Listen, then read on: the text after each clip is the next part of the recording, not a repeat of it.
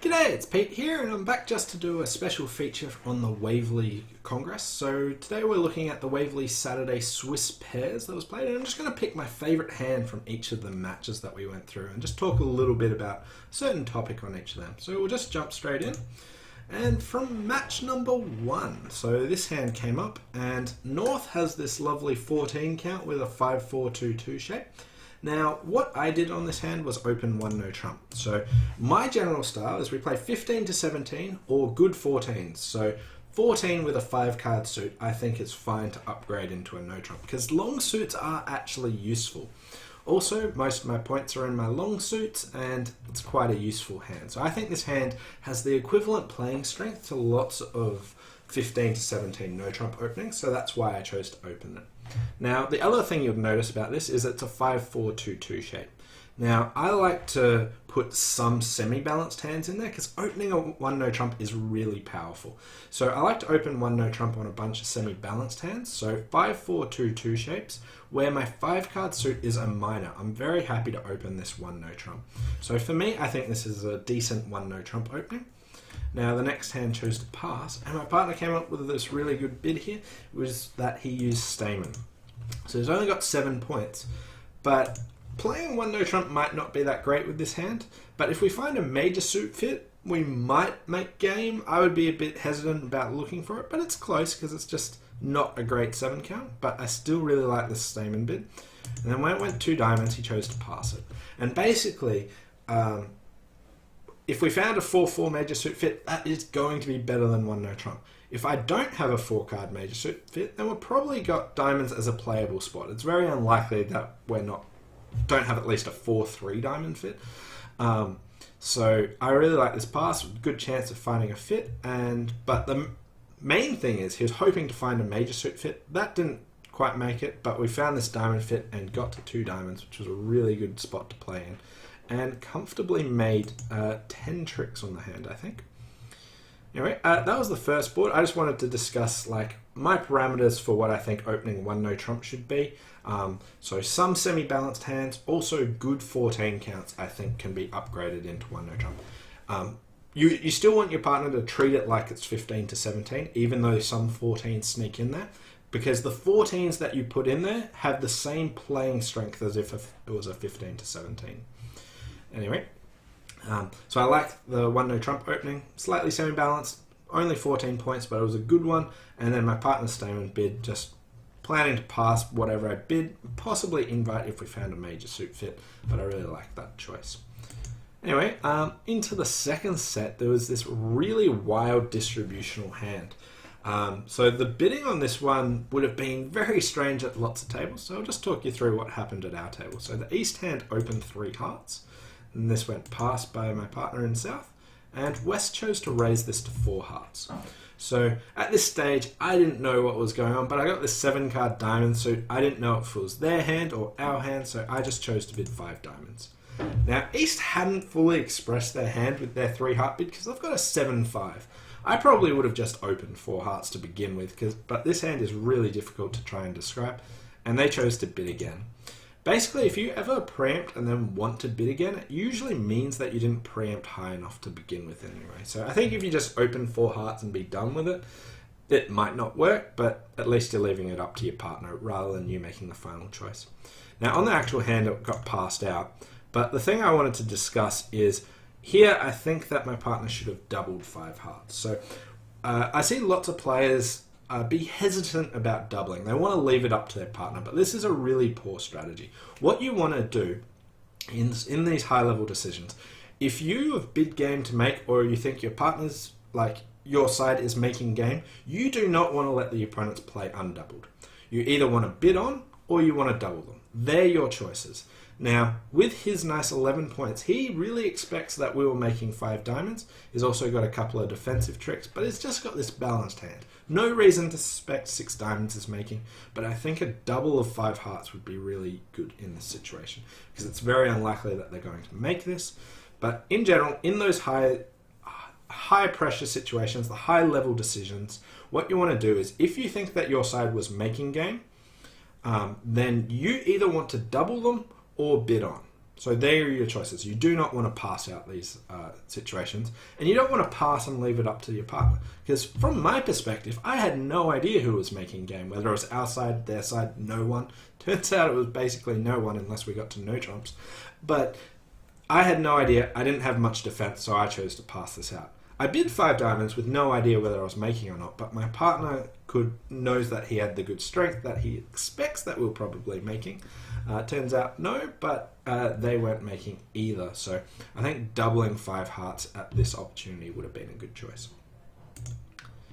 Anyway, on to the next hand.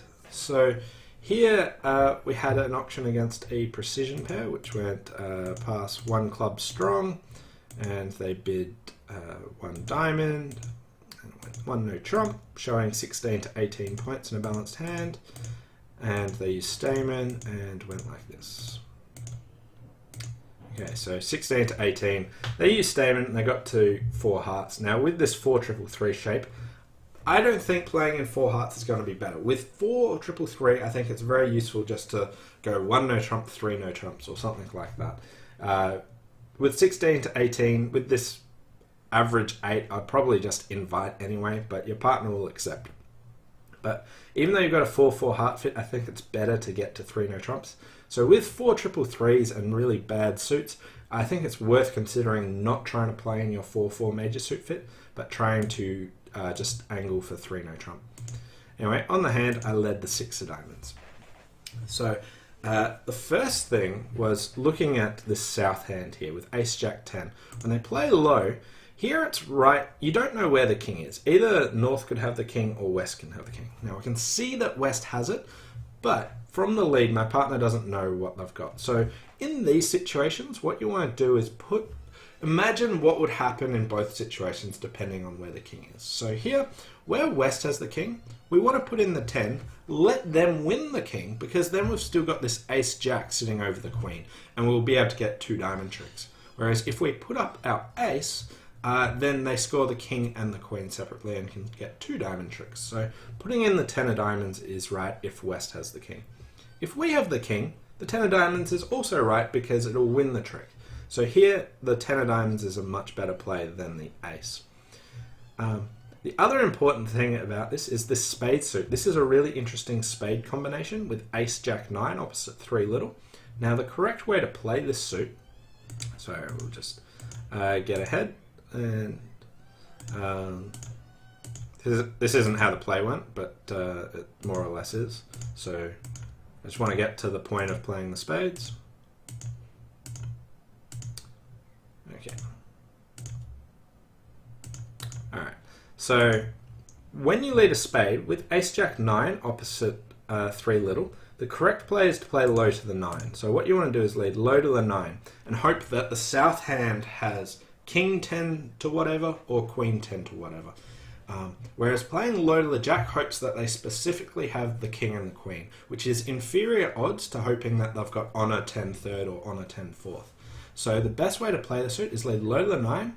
If it loses to the 10, you're done and dusted. But if it loses to an Honor, what can happen is you get back to this East hand, and now you've actually set up this finesse position where you can lead low towards the Jack. So Ace Jack 9 is a common situation that comes up, and the best way to play it, so Ace Jack 9 opposite 3 little, is low to the 9, finessing the 10 first, and then if that works, you come back and lead low to the Jack, hoping that the person that had to play before the Ace Jack 9 had Queen 10x or King 10x, and that you can get a second spade trick that way. So interesting spade and diamond position on this hand. Onto this next hand, I had this north hand with the 6-4, and I went 1 spade, and we're playing Bergen raises, so it went 1 spade past 3 hearts, 10 to 12 raise with 3 card support, and I have only 11 points, but this one I feel is about hand judgment. 6-4 hands have really good playing strength, and you want to upgrade these hands and be very aggressive with these. So because of my 6-4 shape, even though I only had 11 points, I accepted the invite and bid 4 spades. The next thing about the play is, so it went Ace of Clubs lead, and low, low, low.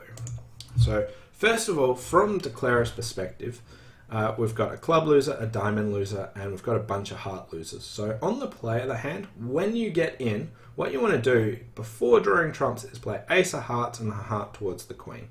If West hops up with the king, it means you only need to ruff one heart. If your queen loses to the king of hearts in the east hand, then you'll need to ruff two.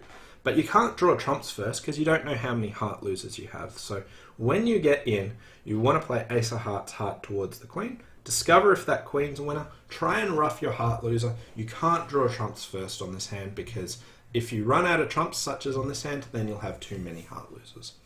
The other important thing is on the defense here. So I went ace of clubs, small, small, small. And this east hand can see the jack 10 fifth club down in the south hand, but they don't know who's got the remaining club, whether it's west or north. And if their partner's got a singleton, they want to try and give their partner a ruff. But if they lead the king of clubs, it might crush their queen and get ruffed, which would be really bad. So in this situation, what East can do is actually lead a low club. Now, if you think of the different situations, either their partner's got the queen and Declarer will ruff it, or your partner's got the singleton and will ruff it and ruff out Declarer's queen. Now, either way, you still keep your king. It doesn't crush your partner's queen, so there's no really bad scenario. Here where partner's got the queen of clubs, it's not a great scenario, but you still keep your king protected. And here, this is a way of solving, I don't know who's got the singleton, but you can realize that in either case, leading a low one, you either get your ruff, or you still maintain your king and keep the protection of your suit. So instead of cashing the king of clubs in that situation, you can try something a little bit different there. This next board, North-South have a grand slam to bid. It's quite an awkward one to bid, and lots of different variations could actually happen on this hand. The main thing I wanted to discuss here is just the early part of this auction, which went like this. So this south hand's got a really strong hand. It's got an awkward, it doesn't really want to bid two hearts, but it doesn't have a great way of showing a 3-card game force. But the point of this auction I wanted to discuss is this bid here, 3 clubs. Now, even in a 2/1 auction, where your partner's shown 10 or more points, or even if it's game force, depending on your system, this bid here should show extra points.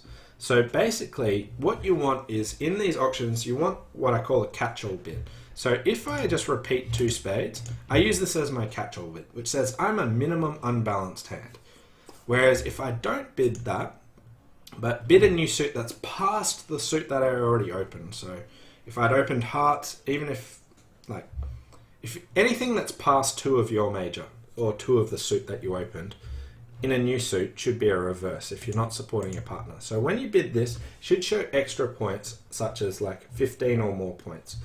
It's often missed by people that this doesn't show extras, but in those auctions, you want a bid that's a catch-all that just says I'm a minimum unbalanced hand, and you want a bid that shows some extra points. So here I like this to be able to say that I've got extra values.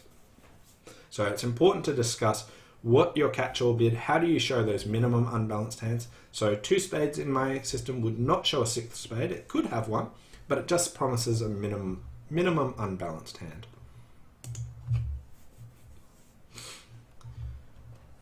This next one was, I went pass, and I just wanted to discuss this opening hand with South. So my partner, our auction went like this.